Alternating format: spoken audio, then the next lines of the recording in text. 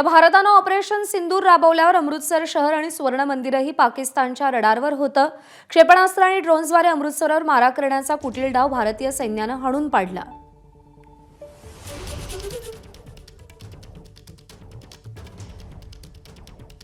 हम जानते हैं कि पाकिस्तान हमेशा कायराना कार्रवाई करेगा। दुश्मन के दुष्ट इरादों को नष्ट करने के लिए हम सजग, सतर्क और समर्थ हैं। हमारी सेना पूरी तैयारी से बखूबी तेज़ गति से आधुनिकीकरण कर रही है। पाकिस्तान खुद कभी भी दुस्साहस नहीं करेगा और यदि उसने आतंकवादियों का दोबारा सहारा लिया तो उसका अवश्य ही नाश होगा। याद रहे कि ऑपरेशन सिंदूर केवल स्थगित किया गया है, खत्म नहीं हुआ, उसका विकराल रूप अभी बाकी है।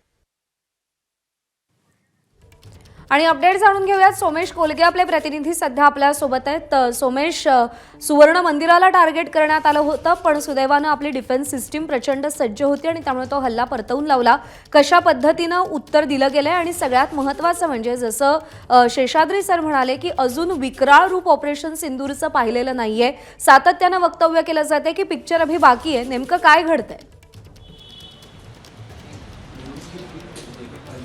नाही, यामध्ये पाकिस्तानचं एक कुटील राजकारण आहे आणि पाकिस्तानचा कुटील डाव आहे। तो आपण जर समजून घ्यायचा तर जाणीवपूर्वक अमृतसरमधील सुवर्ण मंदिराला लक्ष्य करण्याचा प्रयत्न पाकिस्तानने केला होता। त्यामागे त्यांचा उद्देश हा होता की खलिस्तानी फुटीरतावाद्यांनी मग नंतर त्यांच्या शीख समाजामध्ये असा प्रचार करायचा आहे की बघा, भारत आणि पाकिस्तानमध्ये युद्ध झालं, त्यांच्या भांडणामध्ये आपलं सुवर्ण मंदिराला धोका झाला, आपल्या सुवर्ण मंदिराला नुकसान पोहोचवलं गेलं, अशा स्वरूपाचा प्रचार हा या संपूर्ण या माध्यमातून करायचा अशी योजना पाकिस्तानच्या ISIनी आणि काही खलिस्तानी फुटीरतावाद्यांसोबत मिळून त्यांनी आखली होती।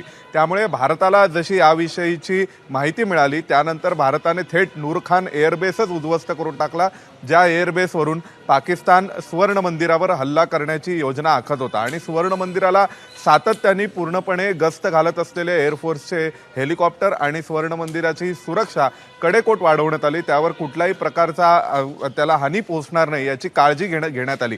परंतु सुवर्ण मंदिराला हानी पोहोचवण्याची योजना पाकिस्तानने जी आखली होती त्यामध्ये त्यांचा कुटील डाव हा होता की नंतर खलिस्तानी फुटीरतावाद्यांनी याविषयीचा प्रचार करायचा आहे भारतामध्ये आणि शीख समाजामध्ये की बघा, भारत पाकिस्तानच्या युद्धामध्ये आपल्या मंदिरावरती हल्ला झाला आणि पाकिस्तान असाही दुष्प्रचार करणार होता की भारतानेच हा हल्ला आदमपूर एअरबेसवरून सुवर्ण मंदिरावर केला आहे शीख समाजाच्या विरोधात।